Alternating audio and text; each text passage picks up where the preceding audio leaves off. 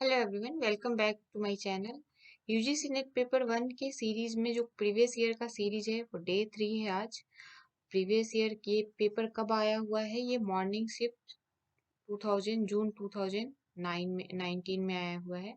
कब आया हुआ है? मॉर्निंग शिफ्ट में आया हुआ है। इवनिंग शिफ्ट का हमने अभी करा था थोड़ी देर पहले। इवनिंग शिफ्ट का आप प्लेलिस्ट में जाके देख सकते हो, वहाँ पे आपको इवनिंग शिफ्ट का पेपर मिल जाएगा। 2 वीडियो होंगे, 20 मिनट के 2 वीडियोस होंगे, ठीक है। अब हम देखते हैं जून 2019 के मॉर्निंग शिफ्ट में, ठीक है, कैसे पेपर आते हैं, पेपर पैटर्न क्या है।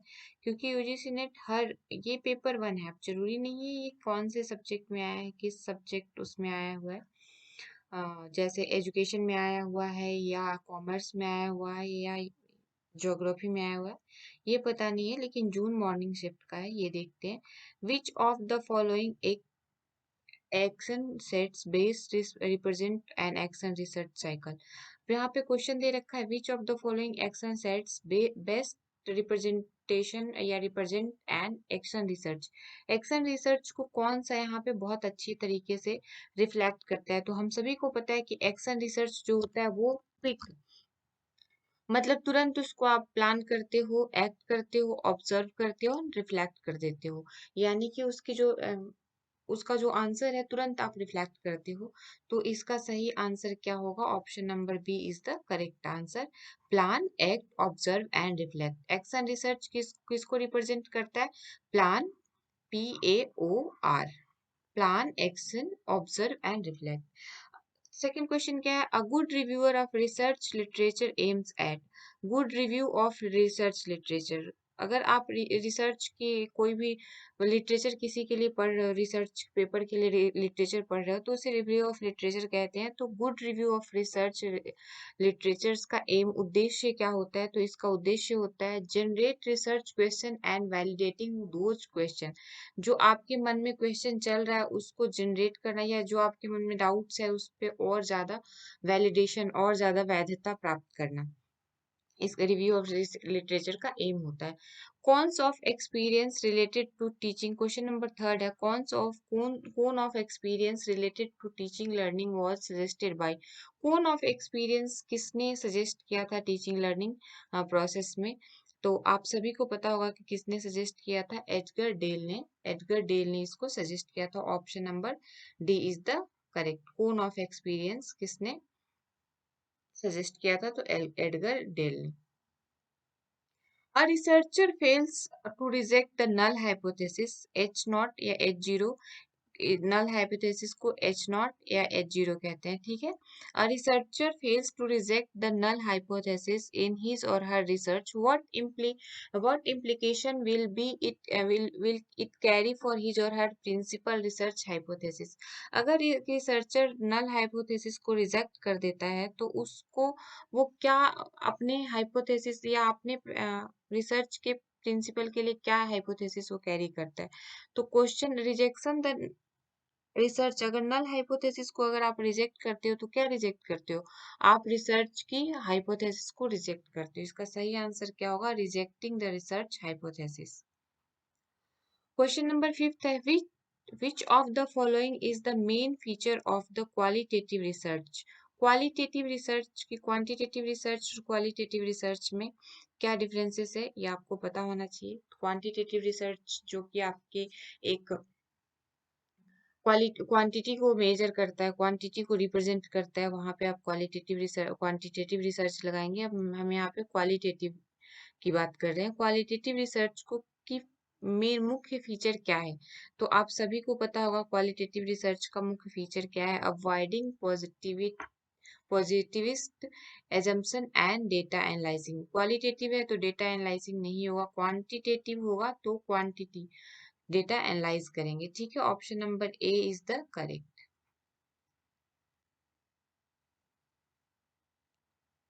Which of the following is social characteristic of learner. Learner का सोशल कैरेक्टरिस्टिक क्या है? Power of sensory perception, thinking ability, power of synthetic imagination, ability to relate on self to other.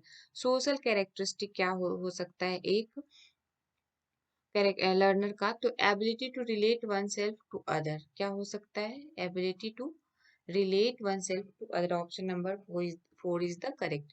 Which is the characteristic of formative evaluation? Formative evaluation, summative evaluation आपको पता होगा. formative evaluation जो during class आप करते हो. Summative evaluation जब course के बाद आप लर्निंग आउटकम्स को देखने के लिए करते हो. तो इसका सही आंसर क्या होगा? Evaluation is conducted during teaching. अगर आप ड्यूरिंग टीचिंग में देखो, evaluation occurs at the terminal point नहीं. Evaluation is used before program design नहीं. Evaluation related to indicating learning outcome of to teaching नहीं. Evaluation is conduct during teaching. Classroom के time जब आप पढ़ा रहे हो तब बच्चों को इवेल्युएट करते हो. वो कौन सी इवेल्युएशन में जाता है? फॉर्मेटिव. जब आप पढ़ा चुके होते हो, पूरे कोर्स खत्म कर चुके होते हो, फिर आप इवेल्युएशन करते हो तो वो समेटिव जाता है. वो लर्निंग आउटकम्स को रिप्रेजेंट करता है.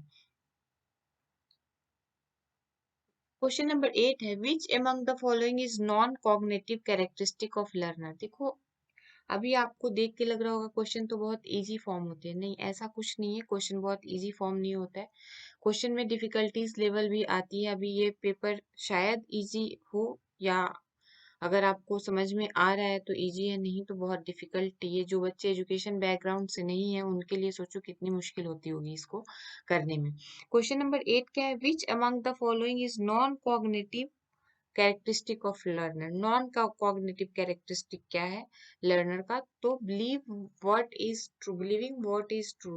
रिकॉलिंग, ये सारे कॉग्निटिव में जाएगा. प्रॉब्लम सॉल्विंग कॉग्निटिव में जाएगा. Identify important sensory inputs cognitive. But believing the what is true क्या चीज में जाएगा? नॉन कॉग्निटिव कैरेक्टरिस्टिक है लर्नर का. The field of study which use to role playing simulation and self evaluation as strategy for adult learner is known as. Adult learner की जब हम बात करते हैं तो वहां पे सबसे पहले माइंड में क्या आना चाहिए? एंड्रागोजी आना चाहिए. तो एडल्ट लर्नर सेल्फ इवेल्युएशन करता है. स्ट्रेटजी एडल्ट अपना आप खुद एक स्ट्रेटजी बना के चलता है. जैसे अभी आप मान लो, आप क्या हो, आप सभी जो यूजीसी नेट की पेपर की प्रिपरेशन कर रहे हो सारे एडल्ट हैं. सारे मैं ये मान के चलती हूँ 18 ईयर्स प्लस हो चुके हैं. तो उसमें क्या है, आपको कोई सिखा रहा है या आपको कोई कह रहा है कि आप ये पढ़ाई करो, ऐसे पढ़ाई करो, ये ऐसे समझो, इस चीज को इस तरीके से समझ सकते हो, इस चीज को वीडियो देख के समझ सकते हो, इस चीज को आप डेली प्रैक्टिस करके कर सकते हो. ये सब कहाँ से आ रहा है आपकी? ये सब सेल्फ इवेल्युएशन, सेल्फ मोटिवेशन से आ रहा है. तो ये कहाँ जाएगा? एंड्रागोजी में जाएगा. एंड्रागोजी यानी कि प्रौढ़ शिक्षा, हिंदी में कहते हैं एंड्रागोजी. पेडागोजी की जो होती है ये शिक्षण विधा होती है बच्चों के लिए. एंड्रागोजी की जब बात आती है तो एंड्रागोजी होती है हम जैसे हम लोग अभी पढ़ रहे हैं या पढ़ा रहे हैं, ये एंड्रागोजी में जा रहे हैं. ठीक है. क्वेश्चन नंबर 10 क्या कहता है? Which of the following research formats focus on hypothesis testing and generalization? कौन सा रिसर्च फॉर्मेट जो है वो हाइपोथेसिस को टेस्टिंग और जनरलाइजेशन पे फोकस करता है? तो ये बहुत ही इजी है. Experimental and x post facto research जो है वो हाइपोथेसिस को टेस्ट करता है और जनरलाइज करता है. ठीक है. Experimental research and x post facto research. अब आगे का जो क्वेश्चन है, read the following and answer. जैसे कि मैंने आपको हमेशा ही बताया है कि जब भी ऐसा क्वेश्चन आए, और आता ही आता है, जब भी आए क्या आता ही आता है, तो इस पे आपको क्या करना है? सबसे पहले क्वेश्चन पढ़ना है, उसके बाद इससे रिलेटेड कीवर्ड यहाँ ढूंढना है, फिर आंसर आपको करना है. तो ऐसा नहीं कि पहले आप इस पैसेज को पढ़ने लग जाइए. हम पेडागोजी में करते थे, यानी जब हम बाल शिक्षा में थे तब करते थे. अभी क्या है, अभी हम डायरेक्ट क्वेश्चन पढ़ेंगे. हमारे माइंड में क्वेश्चन रेज होगा. क्वेश्चन अभी देखो, ह्यूमन साइकोलॉजी है एक, कि हमें क्वेश्चन अगर कोई पूछता है तो उसके आंसर को ढूंढने में हम ज्यादा एनर्जी अपना लगाते हैं, बशर्ते कि हम किसी कॉन्सेप्ट को पढ़ के समझ के क्वेश्चन ढूंढे. नहीं, हम क्वेश्चन उसमें से रेज नहीं करते. कोई क्वेश्चन हमसे पूछता है तो हम हमारा माइंड फटाफट से उसका आंसर ढूंढने में लग जाता है. तो यहाँ पे भी वही आप अप्लाई करो. आप सबसे पहले क्वेश्चन पढ़ो. क्वेश्चन जैसे ही पढ़ोगे माइंड आपको आंसर ढूंढने के लिए अलर्ट करते रहेगा. जैसे क्वेश्चन क्या है? What is important for a modern economy. Modern economy की बात हो रही है तो यहाँ पे आ गया ना, a modern economy with sound institution is characterized by timely dimensions for credible data. Timely dimension of credible data आ गया ना, डायमेंशन ऑफ क्रेडिबल डाटा यहाँ पे देखो है answer, option number D is the correct. तो हमें पूरा पैराग्राफ पढ़ने की जरूरत नहीं पड़ी। What is the network, what is the work of national statistical commission, national statistical commission का वर्क क्या है according to this paragraph. Option number आप देखो यहाँ पे क्या ढूंढना है, नेशनल स्टैटिकल कमीशन ढूंढना है। कहाँ है भाई नेशनल स्टैटिकल कमीशन, अगर आपको दिख जाए तो आपको आंसर भी फटाफट से मिल जाएगा।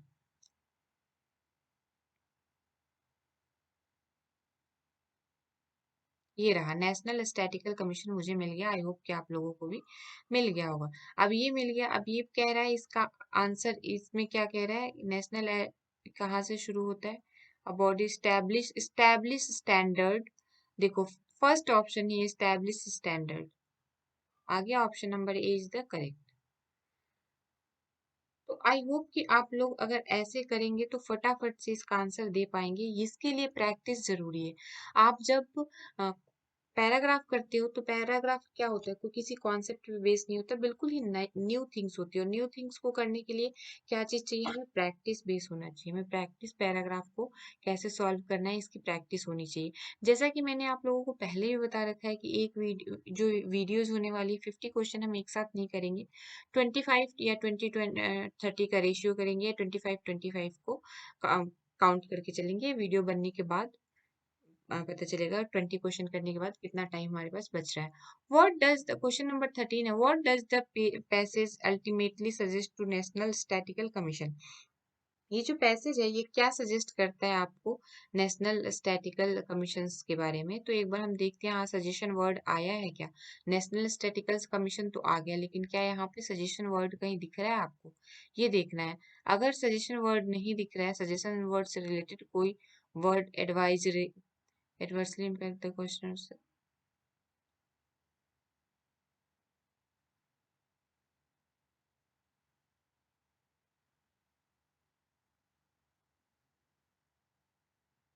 देखो यहाँ पे सजेशन वर्क मुझे नहीं दिखा, आई होप कि अगर आप लोगों को दिखेगा तो आप लोग फटाक से इसका आंसर लगा लोगे। चलो सजेशन वर्क नहीं दिखा, लेकिन इसका restricting policy decision, critical decision, critically examine data veracity and stick to calendar of data dissemination and support development in core sector. तो यहाँ पे calendar, stick to calendar of data dissimilation, ऐसा कुछ मुझे दिखा था। तो आप लोग इस पे जा सकते हो, एक बार मैं आप लोगों को भी दिखा दूं कि मुझे कहाँ दिखा था।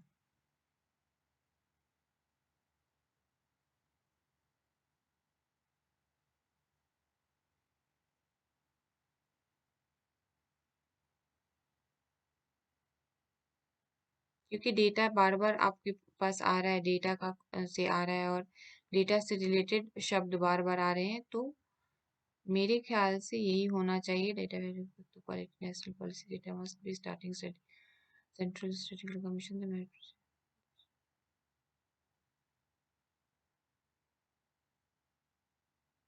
ये आया ना डायमेंशन कैल। तो इसका सही आंसर देखो, यहाँ पे आंसर जरूर मिलेगा, थोड़ा पेशेंस रखने की और थोड़ा आपको क्या करने की जरूरत है, आपको प्रैक्टिस करने की जरूरत है। ऑप्शन नंबर 13 का, क्वेश्चन नंबर 13 का सी इज करेक्ट आंसर है। Investment decision are impacted by, investment decisions are impacted by, question number 14 का क्या होगा। तो इसका मैंने इन्वेस्टमेंट डेटा कहा गया, एक बार आप फिर से इसको देख सकते हो, investment data.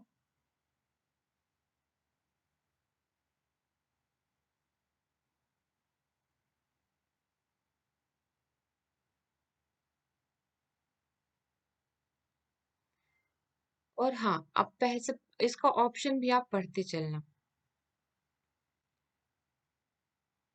Issues by data vertically, ये अभी हमने पढ़ा था ऊपर, यहाँ भी आ गया। ठीक है, क्वेश्चन ऑप्शन नंबर सी इसका correct answer. How can the quality of national policies are a be, national policies be improved. तो ये जैसे कि हमने पढ़ा, enhance by the by enhanced optional freedom, optional freedom अगर आप हम देते हैं, ऑपरेशनल फ्रीडम देते हैं, तो जाके नेशनल क्वालिटी का जो डेटा है according to this passage enhance करता है। ठीक है, तो आई होप कि आप लोग इसको अच्छे से समझ गए होंगे। एक बार आप इसको पहले वीडियो को पॉज करना, फिर उसके बाद अपने से खुद से इसको ढूंढने की कोशिश करना। ये पैसेज पैसेज वाला जो ऐसा है कि 5 क्वेश्चन आते हैं, और 5 क्वेश्चन आते हैं और हमें 10 नंबर दिला के जाते हैं। ठीक है, और ये डायरेक्ट इसका आंसर इसी में मिला रहता है। ऐसा नहीं है आपने पहले से पढ़ा है, आपने कुछ ऐसा किया है। इसका आंसर आप चाहो तो 5 के 5 आंसर सही कर सकते हो, और आप चाहो तो इसको स्किप कर सकते हो। इट्स अप टू यू, ये आपके ऊपर है। तो ये आपको प्रैक्टिस करनी ही करनी है। आप पर डे आज से ही एक पैसेज लेके, कोई भी पैसेज, जरूरी नहीं कि यूजीसी नेट के द्वारा पूछा गया हो वही पैसेज आप यूज कर रहे हो, कोई भी पैसेज आप उठा लो और वहां से आप उठा के इसको बनाना शुरू कर दो। पढ़ना नहीं, इसको क्वेश्चन बनाना, क्वेश्चन करना शुरू कर दो। आप देखोगे कि 10-15 दिन में आप अपने आप में एक अच्छी इंप्रूवमेंट फील कर पाओगे। और पैसेज का तो ऐसा है, हमारा बचपन से ही नाता रिश्ता रहता है पैसेज, रीड द पैसेज करने का। चाहे किसी भी लैंग्वेज में, हिंदी में हो, इंग्लिश में हो, या कोई भी उठा के पैसेज दे देता है, और उस सब्जेक्ट से रिलेटेड पैसेज नहीं होता, पैसेज कहीं से भी रेंडमली उठा के दे देता है। तो इसका सबसे मेन क्या है? सबसे मेन है प्रैक्टिस। ठीक है, क्वेश्चन नंबर 16 है, some of the barriers of effective communication are. Effective communication के बैरियर क्या है? कम्युनिकेशन के बैरियर क्या होते हैं? जैसे अभी मैं आपसे कम्युनिकेट कर रही हूँ थ्रू दिस वीडियोस, तो इसमें क्या बैरियर आप फील कर सकते हो? इसमें आप बैरियर फील कर सकते हो इंटरनेट कनेक्शन। ठीक है, इसमें आप बैरियर फील कर सकते हो मेरी लैंग्वेज लैंग्वेज प्रॉब्लम आपको हो सकती है। ठीक है, इसमें आप बैरियर फील कर सकते हो, लैंग्वेज के बाद आप बैरियर फील कर सकते हो कि मतलब नेटवर्क इशू तो बता दिया, लैंग्वेज बता दिया, मोड ऑफ इंस्ट्रक्शंस आप इसमें फील कर सकते हो। या आपको जो मैं कम्युनिकेट करने की कोशिश कर रही हूँ वो आप तक नहीं समझ, आप नहीं, थॉट प्रोसेस हमारी दोनों की एक नहीं मिल पा रही है, तो ये भी आपकी एक इफेक्टिव कम्युनिकेशन की बैरियर है। या आप, मैं जो समझा रही हूँ ये आपके फील्ड से नहीं है, तो ये भी एक कम्युनिकेशन का बैरियर है। तो यहाँ देखते हैं कि नॉर्मल जनरलाइजिंग, ये तो हमने वीडियोस की पर्सपेक्टिव में बात किया, लेकिन जनरलाइजिंग वे में क्या इफेक्टिव कम्युनिकेशन के बैरियर होते हैं? तो पॉलीसेमी, पॉलीसेमी क्या होता है? अगर किसी को भी पता है तो वो कमेंट करके बताए कि पॉलीसेमी क्या होता है। पॉलीसेमी इफेक्टिव बैरियर का एक इफेक्टिव कम्युनिकेशन का एक बैरियर है। ठीक है, दूसरा क्या होता है? सिंपल लैंग्वेज नहीं, सिंपल लैंग्वेज तो हर किसी को समझ में आता है। अगर सिंपल लैंग्वेज की बात करें तो हर किसी को, use of cliche, easy easy constructions of sentences नहीं, इजी कंस्ट्रक्शन ऑफ सेंटेंसेस तो इफेक्टिव कम्युनिकेशन होना बैरियर नहीं है, ये तो इफेक्टिव कम्युनिकेशन में मस्ट भी होना चाहिए। ठीक है, बैरियर क्या है? बैरियर है use of cliche and polysemy. अब हम बात कर लेते हैं एक बार पॉलीसेमी की। तो अगर हम बात करते हैं पॉलीसेमी की, तो पॉलीसेमी का मतलब होता है कि एक वर्ड के अलग अलग तरीके से, तरह से मीनिंग निकाल सकते हैं। पॉलीसेमी का क्या मतलब हो सकता है? मल्टीपल मीनिंग हो सकता है। पॉलीसेमी का मतलब होता है multiple meaning of, multiple meaning of word. एक वर्ड का, जैसे मान लो अगर हम बात करते हैं get, getting marriage, you got my point, you get the succeed, यानी आप यहाँ पे बिकमिंग, प्रोसीजर, अंडरस्टैंड, बहुत सारे मीनिंग एक वर्ड के निकाल लेते हो। तो अगर जो कम्युनिकेशन करने वाला है वो किस सेंस में बोल रहा है, अगर आप उसको अंडरस्टैंड नहीं कर पाए, तो ये क्या है? एक बैरियर ही तो है इफेक्टिव कम्युनिकेशन का। तो इसका ऑप्शन डी करेक्ट होगा, यानी ऑप्शन डी करेक्ट होगा। ए और C is the right answer, polysemy and use of cliche. Question number 17 है, on a map, on a map, 1 inch represents 250 miles. What is the actual distance between two cities if they are 4 times 1/2 inches apart of the map? कह रहा है कि 1 inch किसके बराबर है? एक map पे 1 इंच रिप्रेजेंट करता है 250 मील्स को। ठीक है, अब ये कह रहा है कि एक सिटी की डिस्टेंस जो है 4.5 इंचेस है। 1 इंच किसको बता रहा है? 1 इंच बता रहा है 250 की। तो एक सिटी की जो एक सिटी की जो दूरी है वो मैप पे कितनी है, 4.5 इंच है, 4.5 इंच है, ठीक है। तो इसमें आप ये जो रियल एक्चुअल में है वो कितना दूर है आप बताओ। तो एक्चुअल में अगर हम इसको 4 से डिवाइड कर दे, इसको 4 से मल्टीप्लाई कर दे तो क्या आएगा, 1000 आएगा। 4 मल्टीप्लाई 250, 1000 आ जाएगा। ठीक है जी, सबको पता चल गया, 1000 आ जाएगा। अब ये कितना है, हाफ है, इसका हाफ करेंगे तो क्या होगा, 125 हो जाएगा। सीधे सीधे दिख रहा है ना। सही आंसर क्या होगा, ऑप्शन नंबर बी। देख के क्वेश्चन को घबराना नहीं है, कई बार क्वेश्चन को पढ़ने के बाद ही समझ में आएगा। कई बार क्वेश्चन दिख के अरे न्यूमेरिकल है, वो टाइम टेकिंग है, नहीं कर पाएंगे, ऐसा कुछ नहीं है। अगर आप क्वेश्चन देखते हो, समझते हो, तो इजी वे में फटाक से इसका आंसर भी मिल सकता है। तो नेक्स्ट है असर्शन और रीजन वाला। The correct correlation function of mass media is vital for any society, ठीक है।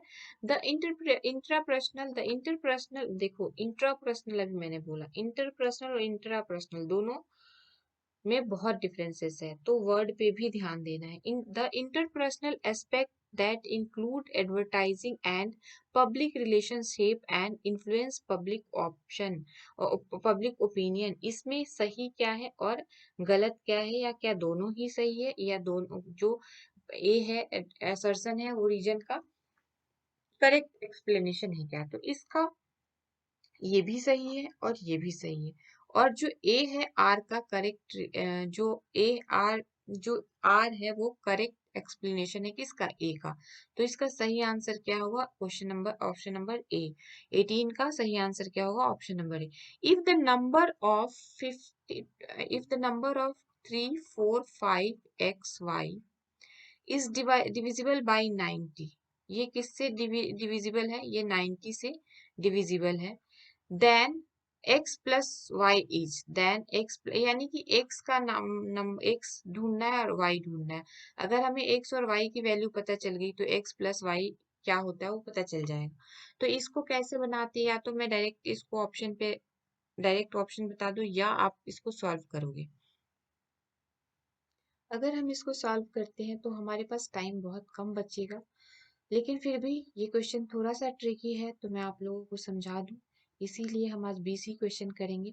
ये क्वेश्चन क्या कह रहा है कि क्वेश्चन कह रहा है कि 3 4 5 XY किससे डिविजिबल है, 90 से डिविजिबल है। तो हमें पता है कि अगर हम किसी भी चीज को डिवाइड करते हैं, अगर 10 से, मान लो 10 से डिवाइड करते हैं, तो लास्ट की डिजिट क्या होनी चाहिए, लास्ट की डिजिट 0 होनी चाहिए। अगर 10 को किसी भी चीज से 10 को डिवाइड करते हो तो लास्ट की डिजिट 0 होनी चाहिए। जैसे अगर 20 है तो 10 0 है, 30 है तो 0 है। जब याद करो आप कोई भी नंबर जो 10 से डिविजिबल हो उसके लास्ट में क्या आ रहा है, 0 आता है, 0 आता ही है, ठीक है।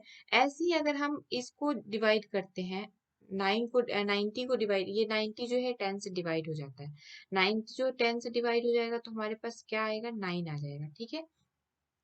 तो अगर हम बात करते हैं कि जो ये नंबर है, ये इतने सारे जो नंबर है ये किससे डिवाइड होंगे, ये इतने सारे जो नंबर है ये 9 से भी डिवाइड होंगे और 10 से भी डिवाइड होंगे, ठीक है। 9 से भी डिवाइड होंगे तो और 10 से भी डिवाइड होंगे, यानी कि अगर 10 से डिवाइड होते हैं तो ये y क्या हो जाएगा, y तो 0 हो जाएगा, हमें पता चल गया। हमें कहाँ से पता चला, हमें यहाँ के रोल से पता चला, ठीक है। अब हमारे पास y की समझ आ चुकी है, y क्या है, 0 है।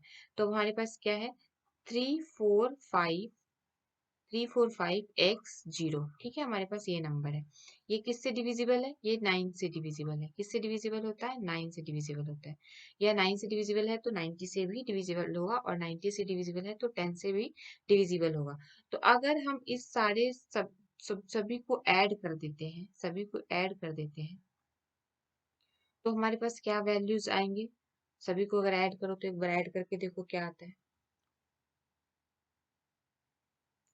12 प्लस 12, सबको सभी नंबर को 3 plus 4 plus 5 plus x plus 0 करते हैं तो क्या नंबर आएगा हमारे पास, 12 प्लस एक्स आएगा ना। 12 प्लस एक्स आएगा, ये किससे डिवाइड होगा, ये 9 से डिवाइड होगा, ठीक है।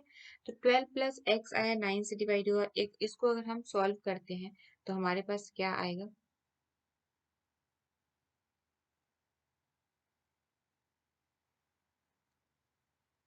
इसको सॉल्व नहीं करते। इसको सॉल्व हम क्यों करेंगे, क्योंकि हम इक्वेशन बना रहे हैं। ये 9 से, तो smallest number should be added 12 that also divisible by 9 is 6। जो सबसे स्मॉलेस्ट नंबर है जो कि 9 से डिविजिबल हो सकता है वो क्या होता है, वो क्या है, वो 6 है। 12 में अगर कोई सबसे स्मॉलेस्ट नंबर अगर 12 है यहाँ पे, तो ये यहाँ पे x की वैल्यू क्या रखे जो कि 9 से डिवाइड हो जाए, तो 6 रखोगे तभी तो 9 से डिवाइड होगा ना वो। तो देखो इसका सही आंसर क्या होगा, 9। इसका सही आंसर होगा फोर्थ ऑप्शन नंबर। और इसका सही आंसर क्या होगा, ऑप्शन नंबर x प्लस 0 का ये क्या होगा, 4। Option number D. यहाँ पे ऑप्शन कुछ गलत दे रखा है, देखो डी इसका सही आंसर होगा ऑप्शन नंबर 6।